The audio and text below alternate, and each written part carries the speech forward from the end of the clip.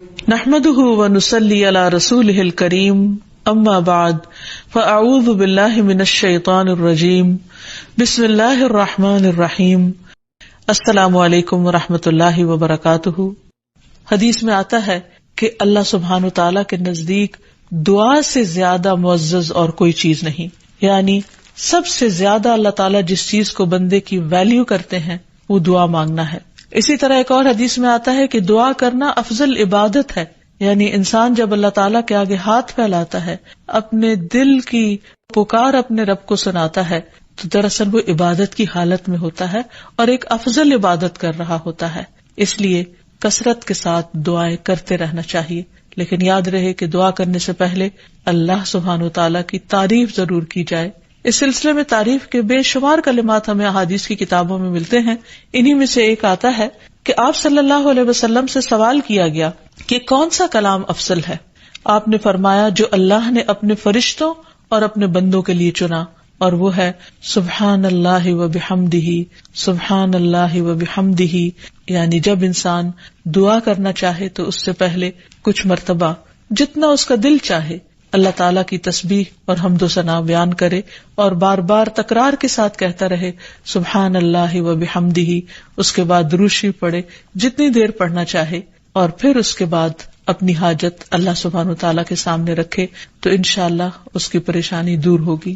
جہاں تک گھریلو پریشانیوں کا تعلق ہے تو اس میں ہم دیکھتے ہیں کہ ہر گھر کے اندر کوئی نہ کوئی چیز ایسی ہو جاتی ہے کہ جس سے باہمی تعلقات میں بدمزگی پیدا ہو جاتی ہے۔ بعض افراد کی طبیعت میں غصہ زیادہ ہوتا ہے، بعض لوگ جھگڑالو ہوتے ہیں، بعض لوگ شکی مزاج کے ہوتے ہیں، بعض لوگوں کو اونچا بولنے کی عادت ہوتی ہے، بعض لوگ دوسروں کو مختلف باتوں پر زج کرتے رہتے ہیں، بعض لوگ اپنی ذمہ داریوں کو ٹھیک سے نہیں نبھاتے۔ تو یہ تمام چیزیں صرف نہ یہ کہ ایسے انسان کو خود بلکہ اس کے آس پاس رہنے والوں کو اذیت میں مبتلا کر دیتی۔ اب اس میں انسان بعضوں کو سمجھانے سے بھی کام لیتا ہے، دوسروں سے بھی مدد لیتا ہے، لیکن پھر بھی مسئلہ حل نہیں ہوتا۔ تو صحابہ کرام تو اپنی جوتی کا تسمہ بھی ٹوٹ جاتا تو اللہ سبحانہ تعالیٰ سے مانگتے تھے۔ تو اگر گھر کے اندر کسی قسم کی ناچاکی یا پریشانی ہے تو اس سلسلے میں بھی ہمیں اللہ تعالیٰ کی طرف رجوع کرنا چاہیے، اور پھر اس کے ساتھ ساتھ دوسرے کو جو مشکل پیدا کر رہا ہے سمجھانا بھی چاہیے۔ جہاں تک لڑائی جھگڑے کا تعلق ہے تو اسے منافقت کی علامت بتایا گیا۔ آپ صلی اللہ علیہ وسلم نے فرمایا کہ منافق کی 4 علامتیں ہیں، ان میں سے ایک بات کرے تو جھوٹ بولے، وعدہ خلافی کرے، امانت میں خیانت کرے، اور جب وہ جھگڑا کرے تو گالی دے، یعنی جھگڑتا بھی ہے اور گالی بھی دیتا ہے۔ نبی صلی اللہ علیہ وسلم نے یہ بھی فرمایا کہ اللہ کو سب سے زیادہ ناپسند آدمی وہ ہے جو بہت جھگڑالو ہے، یعنی اللہ تعالیٰ ایسے شخص سے محبت نہیں کرتے۔ اس لیے اگر آپ کسی سے بات کر رہے ہو تو اس کی بات توجہ سے سن لے۔ چھوٹی چھوٹی باتوں پر جھگڑنا اور دوسرے کے ساتھ بد اخلاقی سے پیش آنا یہ درست نہیں۔ پھر اسی طرح مومن جو ہے وہ کبھی بد اخلاق نہیں ہوتا، اور بد اخلاقی پھر منافقت کی علامت ہے۔ رسول اللہ صلی اللہ علیہ وسلم نے فرمایا تمہارے یہ نسب نامے کسی کے لیے گالی کا سبب نہیں ہے، تم سب آدم کی اولاد ہو، ایک دوسرے کے قریب ہو، دین یا عمل صالح کے علاوہ کسی وجہ سے کسی کو کسی پر کوئی فضیلت نہیں۔ آدمی کے برا ہونے کے لیے یہی کافی ہے کہ وہ فحش گو ہو، بد کلام ہو، بخیل ہو اور بزدل ہو۔ پھر اسی طرح آپس میں محبتوں کا نہ ہونا، بہن بھائیوں میں ناچاکی یا شوہر بیوی میں ناچاکی یا والدین کے ساتھ محبت کا نہ ہونا، یہ ایک طرح سے اللہ تعالیٰ کی طرف سے ایک آزمائش بھی ہو سکتی ہے اور ایک عذاب بھی ہو سکتا ہے۔ مومن تو محبت کرنے والا ہوتا ہے، اور اس شخص میں کوئی خیر نہیں جو محبت کرتا نہیں اور لوگ اس سے محبت نہیں کرتے، اور لوگوں میں سب سے زیادہ بہترین انسان وہ ہے جو لوگوں کے لیے فائدہ مند ہوتا ہے۔ تو اس لیے بہت ضروری ہے کہ خاندان کے اندر باہم محبت پائی جائے۔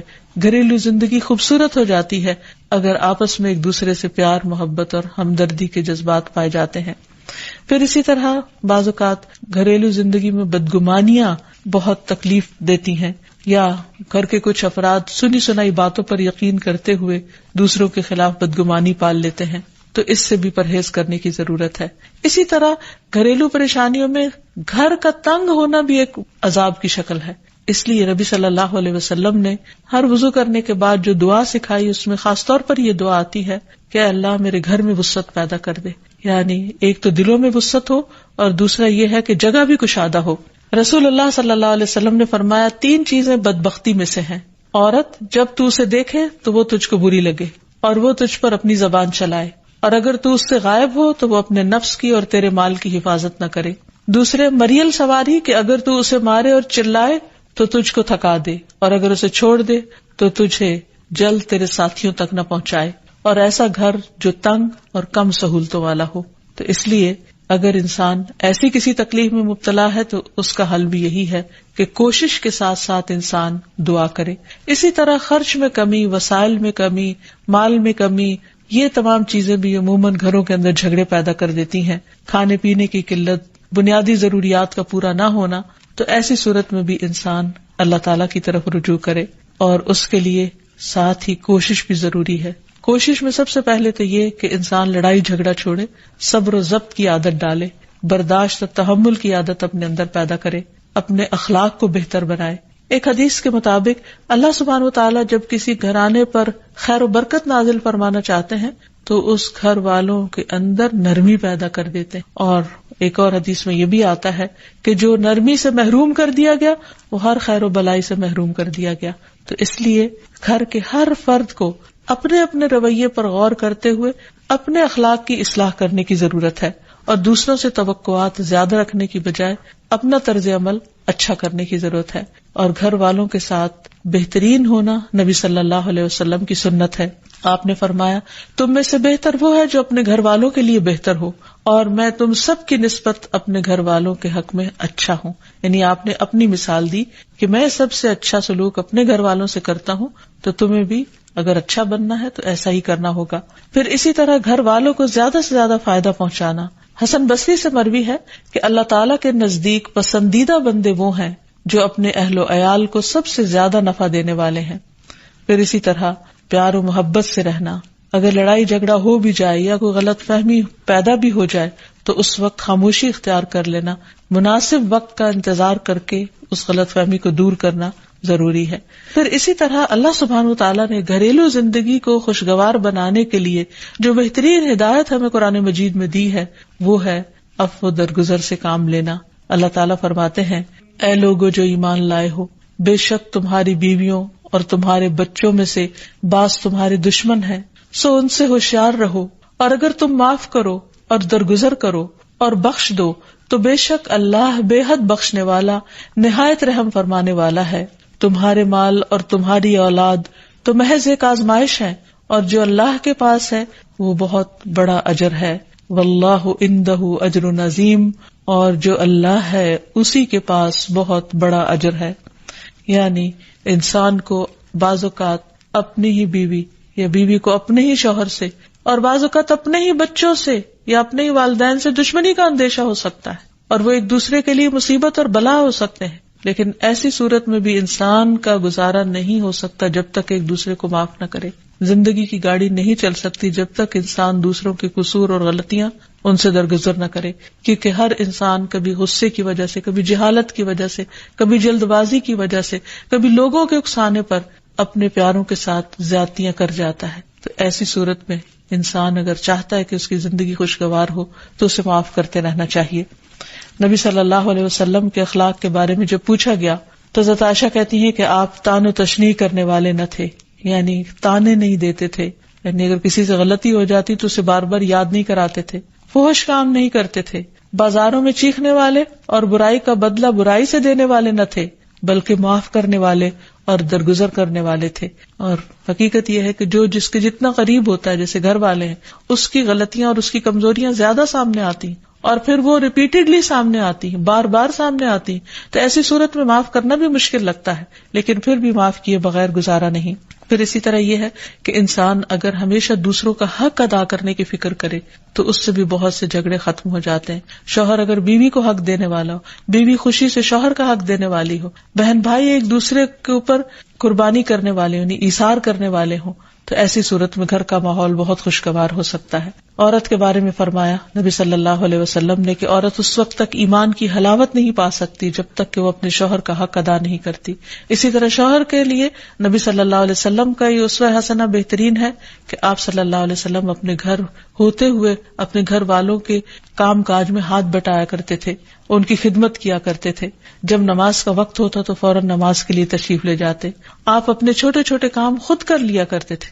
یعنی اس سے بھی یہ پتہ چلتا ہے کہ خوشگوار گھریلو تعلقات میں دوسرے پر بوجھ نہ بننا ایک بہت اہم نقطہ ہے، کیونکہ اگر ہر انسان اپنی ذمہ داری خود لے لے تو دوسروں کے لیے وہ خوشگوار ہو جاتا ہے.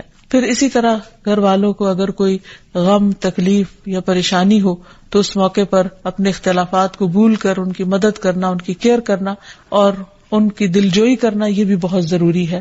اور حتی الوسع گھر کا ماحول خوشگوار رکھنا چاہیے، ایک دوسرے کا احساس کرتے ہوئے اور ایک دوسرے کے کاموں میں عیب نہ نکالتے ہوئے اور ایک دوسرے کو اپریشیٹ کرتے ہوئے، ایک دوسرے کی اچھی خوبیوں کو اور اچھی باتوں کی تعریف کرتے ہوئے، اور اسی طرح بعض اوقات اپنی خواہشات کو پیچھے کرتے ہوئے. کیونکہ اگر ہر انسان یہ چاہے کہ زندگی اس کے مطابق، کیونکہ اگر ہر انسان یہ چاہتا ہو کہ ہر کام گھر میں اس کی مرضی کے مطابق ہو تو یہ ممکن نہیں. بہت سے گھروں میں ساس بہو کا جھگڑا کس بنا پر ہوتا ہے، یا آپس میں قریبی رشتوں کا جھگڑا اور فتنہ فساد کس وجہ سے ہوتا ہے؟ کیونکہ ہر شخص یہ چاہتا ہے کہ گھر کا نظام اس کی مرضی کے مطابق ہو، حالانکہ ایسا ہونا ممکن نہیں. تو اس لیے ہر انسان کو اپنی رائے بھی دینی چاہیے، لیکن دوسروں کی رائے کا بھی احترام کرنا چاہیے. اپنی ضرورت بھی پوری کرنی چاہیے، لیکن اس کے ساتھ ساتھ دوسروں کی ضروریات کا بھی خیال کرنا چاہیے. پھر اسی طرح بہت سے معاملات میں قناعت اختیار کرنی چاہیے، کیونکہ یہ زندگی بذات خود ایک امتحان ہے اور اصل عیش و عشرت کی جگہ جنت ہے، دنیا نہیں، یا دنیا کا گھر نہیں. تو اس لیے ضروری ہے کہ مشکل حالات میں انسان اپنے عزیزوں کا، پیاروں کا، گھر والوں کا ساتھ دے، ان کی مدد کرے. مثلا شوہر کے اگر معاشی حالات تنگ ہیں تو بیوی ناجائز مطالبات نہ کرے. اسی طرح اگر بیوی بیمار ہے تو شوہر اس سے بہت زیادہ گھر کے کام کا مطالبہ نہ کرے. تو ایک دوسرے کے حالات کی رعایت کرتے ہوئے اگر انسان ایک دوسرے سے توقعات رکھے تو اس سے بھی حالات بہت خوشگوار ہو سکتے ہیں. اور پھر یہ کہ ہمیشہ دوسروں کی چھوٹی چھوٹی ایفرٹ پر ان کے لیے شکر گزاری کے جذبات ہونے چاہیے. مثلاً اگر کوئی آپ کو گھر میں پانی پلا دے تو آپ اس پر بھی شکریہ بولیں. ہم عام طور پر اگر گھر سے باہر کہیں ہوتے ہیں اور کوئی ہمارے ساتھ تھوڑے سا بھی احسان کا معاملہ کرے تو ہم اس کے احسان کو مانتے ہیں، لیکن گھر والوں کا احسان ماننا ایک مشکل کام لگتا ہے. تو اس لیے اگر ہم چاہتے ہیں کہ گھریلو زندگی خوشگوار ہو تو اس میں گھر والوں کے احسان کو بھی ماننا ضروری ہے. اور پھر چھوٹی چھوٹی اذیتوں کو بہت مینشن نہیں کرنا چاہیے، ان کا ذکر نہیں کرنا چاہیے، ان پر صبر کرنا چاہیے. تو جو شخص شکر اور صبر سے کام لیتا ہے اس کی زندگی لازماً خوشگوار ہوتی ہے. لیکن اس کے باوجود بھی اگر گھریلو زندگی میں تنگی ہو، تکلیف ہو، آپس کی ناچاکی ہو، دشمنی ہو، پریشانی ہو، بہت بے چینی ہو، تو پھر اللہ سبحانہ وتعالی ہی کی طرف رجوع کرنا چاہیے. کیونکہ قرآن مجید میں آتا ہے وَإِن يُرِدْكَ بِخَيْرٍ فَلَا رَادَّ لِفَضْلِهِ يُصِيبُ بِهِ مَن يَشَاءُ مِنْ عِبَادِهِ وَهُوَ الْغَفُورُ الرَّحِيمُ. اور اگر اللہ تمہیں کوئی تکلیف پہنچانا چاہے تو اس کے سوا کوئی اسے دور کرنے والا نہیں، اور تجھ سے کوئی بھلائی کرنا چاہے تو کوئی اسے ٹالنے والا نہیں. وہ اپنے بندوں میں سے جسے چاہے فضل سے نوازتا ہے، اور وہ بخشنے والا اور رحم کرنے والا ہے. تو اس لیے چھوٹی چھوٹی تکلیفوں پر بھی فوراً اللہ کا ذکر، اللہ کی یاد، اللہ کی تسبیح انسان کے دل کو سکون بخش دے. اور نبی صلی اللہ علیہ وسلم نے خصوصاً اپنی پیاری بیٹی فاطمہ رضی اللہ تعالی عنہا کو جب وہ گھر کے کام کاج کر کے تھک جاتی تھی، کیونکہ اپنے ہاتھ سے چکی پیستی، اپنے ہاتھ سے آٹا گوندتی، اپنے ہاتھ سے اپنے گھر کے کام کاج کرتی، بچوں کو لک آفٹر کرتی، تو بہت تھک جاتی تھی. اور اسی تھکاوٹ کی وجہ سے انہوں نے ایک دفعہ نبی صلی اللہ علیہ وسلم کے پاس جب کچھ قیدی آئے تو خادم کا مطالبہ کیا، لیکن آپ صلی اللہ علیہ وسلم نے ان کو خادم دینے کی بجائے یہ تسبیحات سکھائی اور فرمایا کہ جب تم اپنے بستر پر جانے لگو تو 33 بار سبحان اللہ، 33 بار الحمدللہ اور 34 بار اللہ اکبر پڑھ لیا کرو. اور اسی لیے یہ تسبیحات فاطمہ کے نام سے بھی معروف ہیں. تو رات کو خاص طور پر بستر پر لیٹ کر یہ تسبیحات ضرور پڑھ لینی چاہیے، کیونکہ یہ گھریلو کام کاج کی تھکاوٹ کا بہترین علاج ہے اور خادم کی جگہ کفایت کرنے والی دعائیں ہیں. پھر اسی طرح گھر میں وسعت اور کشادگی کی دعا، اللہم اغفر لی ذنبی ووسع لی فی داری وبارک لی فی رزقی. اے اللہ میرے گناہ معاف کر دے، میرے گھر میں وسعت پیدا کر دے اور میرے رزق میں برکت عطا کر دے. پھر اسی طرح چھوٹی چھوٹی پریشانیوں کے سلسلے میں، مثلاً بچے کو چوٹ لگ گئی یا اچانک کسی وبائی مرض کا کوئی شکار ہو گیا، تو علاج معالجے کے ساتھ ساتھ دعا کرنا ضروری ہے. مثلاً گھر والوں میں سے اچانک کسی کو کوئی ایسی بیماری آ گئی، کوئی سٹروک ہو گیا یا ہارٹ اٹیک ہو گیا، تو سارے گھر والے پینک ہو جاتے ہیں. ایسی صورت میں پریشانی کا صرف اظہار کرتے رہنے سے اور غمگین رہنے سے مریض کی مدد نہیں کی جا سکتی، تو اس موقع پر اللہ تعالیٰ سے دعا کرنی چاہیے. اور ایک بہت خوبصورت دعا جو نبی صلی اللہ علیہ وسلم نے حضرت اسماء بنت امیس کو سکھائی تھی کہ آپ نے فرمایا، کیا میں تمہیں ایسے کلمات نہ سکھاؤں جن کو تم پریشانی کے وقت پڑھا کرو؟ اور وہ کلمات ہیں، اللہ اللہ ربی لا اشرک بہ شیئا، اللہ ہی میرا رب ہے، میں اس کے ساتھ کسی چیز کو شریک نہیں بناتی. اور آخر میں یہ کہ گھر والوں کی باہمی محبت اور الفت اور تعلقات کی بہتری کی دعا کرنی چاہیے جو پیارے نبی صلی اللہ علیہ وسلم نے ہمیں سکھائی ہے. وہ دعا ہے، اللہم الف بین قلوبنا واصلح ذات بیننا واہدنا سبل السلام ونجنا من الظلمات الى النور وجنبنا الفواحش ما ظہر منها وما بطن وبارک لنا فی اسماعنا وابصارنا وقلوبنا وازواجنا وذریاتنا وتب علینا انک انت التواب الرحیم واجعلنا شاکرین لنعمتک مثنین بها قابلیها واتمها علینا. اے اللہ، ہمارے دلوں میں الفت پیدا فرما دے اور ہمارے آپس کے معاملات کی اصلاح کر دے، ہمیں سلامتی کے راستوں کی رہنمائی فرما اور ہمیں اندھیروں سے نجات دے کر نور کی طرف لیا، اور ہمیں تمام ظاہری اور چھپی بدکاریوں سے محفوظ رکھ. ہمارے کانوں اور ہماری آنکھوں اور ہمارے دلوں اور ہماری گھر والیوں اور ہمارے بچوں میں برکتیں عطا فرما، ہماری توبہ قبول فرما. بلا شبہ تو بہت زیادہ توبہ قبول کرنے والا اور رحمت کرنے والا ہے. ہمیں اپنی نعمتوں کا شکر ادا کرنے والا بنا اور ان کی تعریف کرنے والا اور ان کو قبول کرنے والا بنا دے. ان نعمتوں کو ہم پر کامل فرما دے، یعنی ان نعمتوں کو ہم پر تمام کر دے. تو کس قدر جامع اور خوبصورت دعا ہے جو نبی صلی اللہ علیہ وسلم نے ہمیں سکھائی. گھریلو زندگی کو خوشگوار بنانے کے لیے ان دعاؤں کو پڑھتے رہنا چاہیے، یاد کر لینا چاہیے، قبولیت کے مواقع پر پڑھنا چاہیے. اگر زبانی یاد نہ بھی ہو تو دیکھ کر پڑھ لینا چاہیے، اور اگر ان کا ترجمہ نہ آتا ہو تو اردو میں پڑھنے میں بھی کوئی حرج نہیں. لیکن اللہ تعالیٰ سے مانگتے رہیے کیونکہ ساری مشکلات کا حل صرف اسی کے پاس ہے. وآخر دعوانا ان الحمد للہ رب العالمین. السلام علیکم ورحمۃ اللہ وبرکاتہ.